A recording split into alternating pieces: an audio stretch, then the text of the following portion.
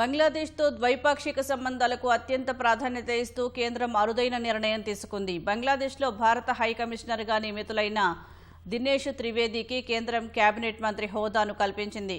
ప్రాధాన్యత పట్టికను సవరించకుండా వ్యక్తిగత గౌరవార్థం అందులో కేబినెట్ మంత్రికి సమానమైన హోదాను త్రివేదికి కేటాయించినట్లు పేర్కొంది. ఈ మేరకు కేంద్రం నోటిఫికేషన్ జారీ చేసింది. అయితే ఇది కేవలం లాంఛనప్రాయమైన కార్యక్రమాలకు మాత్రమే పరిమితమని స్పష్టం చేసింది. దౌత్యాధికారులకు కేబినెట్ హోదా ఇవ్వటం చాలా అరుదు. 1992 నుంచి 96 వరకు వాషింగ్టన్లో భారత రాయబారిగా పనిచేసిన కాంగ్రెస్ సీనియర్ నేత సిద్ధార్థ శంకర్ రేకు కూడా అప్పటి ప్రభుత్వం కేబినెట్ హోదా కల్పించింది. తర్వాత ఇన్నాళ్లకు దినేష్ త్రివేదికి అలాంటి అవకాశం దక్కింది.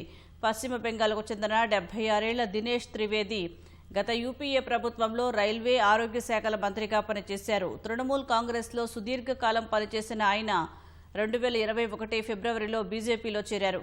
ఈ ఏడాది ఏప్రిల్ 27న బంగ్లాదేశ్లో భారత హైకమిషనర్గా నియమితులయ్యారు.